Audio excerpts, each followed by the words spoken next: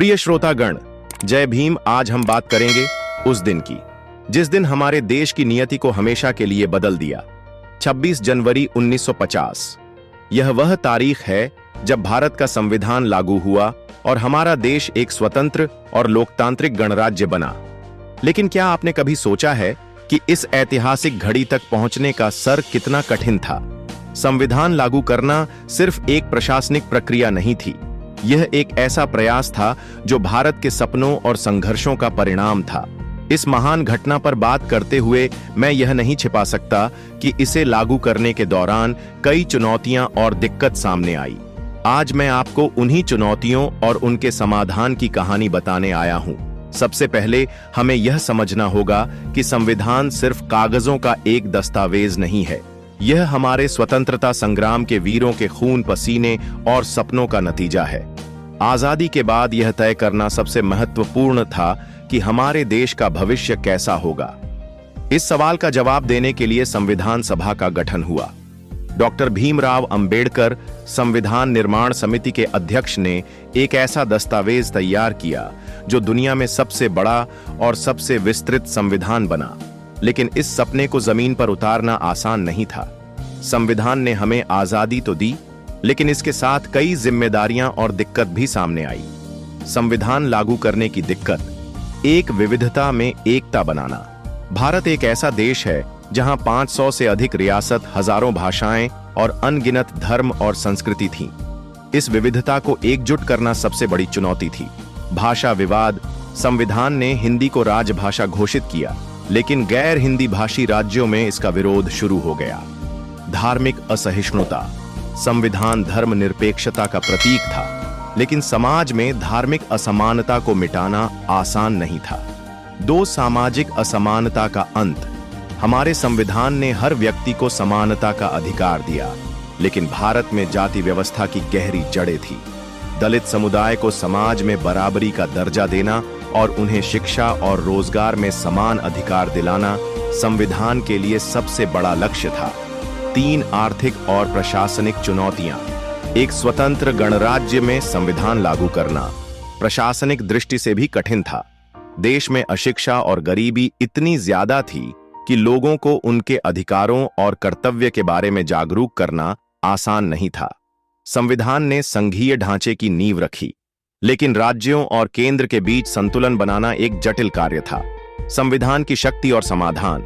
संविधान की सबसे बड़ी ताकत यह थी कि यह एक जीवंत दस्तावेज है जो समय के साथ बदल सकता है। समानता के अधिकार ने समाज में बड़े बदलाव किए। जातिवाद और छुआछूत को खत्म करने के लिए कान बनाए गए राज्यों के पुनर्गठन और पंचायती राज जैसे सुधारों ने संविधान को जनता के करीब लाने का काम किया। शिक्षा को मौलिक अधिकार बनाया गया ताकि हर भारतीय अपने अधिकारों और कर्तव्यों को समझ सके। संविधान की सफलता एक प्रेरणा। आज जब हम पीछे मुड़कर देखते हैं तो हमें गर्व होता है कि हमारे संविधान ने न केवल भारत को दुनिया का सबसे बड़ा लोकतंत्र बनाया, बल्कि इसे एकजुट भी रखा। ये वो शक्ति है जो हमें हर चुनौती का सामना करने की प्रेरणा देती है। हमारा संविधान हमारी पहचान। प्रिय मित्रों, 26 जनवरी सिर्फ एक तारीख नहीं है, यह हमारे सपनों का दिन है। यह वो दिन है जब हमने ठाना था कि हम सिर्फ एक स्वतंत्र राष्ट्र नहीं, बल्कि एक ऐसा राष्ट्र बनेंगे जहां हर व्यक्ति के पास समान अधिकार हो। संविधान लागू करने में भले ही कठिनाइयां आई, लेकिन उन्होंने हमें और भी मजबूत बनाया। आज हमें अपने संविधान पर गर्व करना चाहिए और इसकी रक्षा के लिए प्रतिबद्ध रहना चाहिए। तो आइए इस गणतंत्र दिवस पर यह संकल्प ले कि हम अपने संविधान को न केवल समझेंगे, बल्कि इसे अपने जीवन का हिस्सा बनाएंगे। यही हमारे वीरों के संघर्ष का सम्मान होगा, यही हमारे गणराज्य की सच्ची विजय होगी। भारत का संविधान 26 जनवरी 1950 को आधिकारिक रूप से लागू किया गया। यह दिन भारतीय इतिहास में एक महत्वपूर्ण मोड़ साबित हुआ। यह वह क्षण था जब भारत एक स्वतंत्र गणराज्य बना और अंग्रेजों के शासन से पूरी तरह मुक्त होकर एक स्वशासन लोकतांत्रिक राष्ट्र के रूप में स्थापित हुआ। हालांकि इस प्रक्रिया में अनेक चुनौतियों और समस्याओं का सामना करना पड़ा। इस भाषण में हम इस ऐतिहासिक दिन की पृष्ठभूमि, संविधान के लागू होने की प्रक्रिया और इसके साथ जुड़ी कठिनाइयों का गहराई से विश्लेषण करेंगे। 1947 में भारत की आजादी के बाद सबसे बड़ी जरूरत थी एक ऐसा संविधान तैयार करना जो भारत जैसे विविधतापूर्ण देश की आवश्यकताओं को पूरा कर सके। इसके लिए संविधान सभा का गठन हुआ, जिसमें विभिन्न क्षेत्रों और समुदायों के प्रतिनिधि शामिल थे। डॉ. भीमराव अंबेडकर की अध्यक्षता में प्रारूप समिति ने संविधान का मसौदा तैयार किया। 2 साल 11 महीने और 18 दिन की लंबी प्रक्रिया के बाद 26 नवंबर 1939 को संविधान को अपनाया गया और इसे 26 जनवरी 1950 को लागू किया गया। यह तिथि इसलिए चुनी गई क्योंकि 26 जनवरी 1930 को भारतीय राष्ट्रीय कांग्रेस ने पूर्ण स्वराज का प्रस्ताव पारित किया था। यह दिन स्वतंत्रता संग्राम के प्रतीक के रूप में महत्वपूर्ण था। जब संविधान लागू हुआ तो इसके साथ कई जमीनी और प्रशासनिक कठिनाइयों का सामना करना पड़ा। इन चुनौतियों को 3 मुख्य वर्गों में विभाजित किया जा सकता है। भारत एक विशाल और विविध देश है, जिसमें विभिन्न भाषाएं, धर्म और संस्कृतियां मौजूद हैं। इतने बड़े देश में एक समान प्रशासन प्रणाली स्थापित करना एक बड़ा काम था। नए कानून और व्यवस्थाएं। संविधान ने कई नए कानूनों और नीतियों को लागू करने का प्रावधान किया, लेकिन इनका सही तरीके से क्रियान्वयन करना मुश्किल था। ब्यूरोक्रेसी का अभाव, स्वतंत्रता के बाद भारत में प्रशिक्षित प्रशासनिक अधिकारियों की कमी थी। संविधान दुनिया का सबसे विस्तृत संविधान है। इसकी गहराई को समझना और इसे जमीनी स्तर पर लागू करना एक चुनौती भरा काम था। भारत में जातिवाद, धर्म और भाषा के आधार पर गहरी सामाजिक असमानताएं थी। जातीय विभाजन।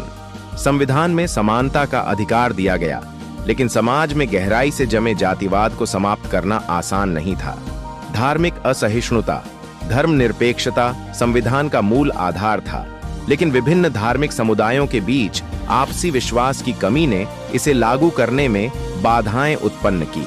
भाषा विवाद। संविधान में हिंदी को राजभाषा के रूप में चुना गया, लेकिन दक्षिण भारत और अन्य गैर हिंदी भाषिक क्षेत्रों में इसका विरोध हुआ। आर्थिक असमानता। भारत एक गरीब देश था।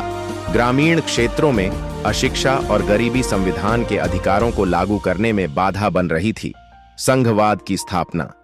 संविधान में राज्यों और केंद्र के बीच शक्तियों का स्पष्ट विभाजन किया गया, लेकिन इसे लागू करना मुश्किल था। कानूनी ढांचे का विकास। संविधान ने कई नए संस्थानों और प्रणालियों की स्थापना की बात की, जिनके लिए संसाधनों और मानव शक्ति की संविधान लागू होने के बाद भाषा और क्षेत्र के आधार पर राज्यों के पुनर्गठन की मांग उठी। 1956 में राज्यों के पुनर्गठन अधिनियम के तहत भारत के राज्यों का भाषा के आधार पर पुनर्गठन किया गया। इस प्रक्रिया ने राजनीतिक और प्रशासनिक समस्याएं पैदा की। संविधान ने स्थानीय शासन को सशक्त करने की बात की, लेकिन इसे जमीनी स्तर पर लागू करना कठिन साबित हुआ। पंचायतों और ग्राम सभाओं में भ्रष्टाचार और असमानता के कारण ग्रामीण क्षेत्रों में संविधान के लाभ नहीं पहुंच पाए।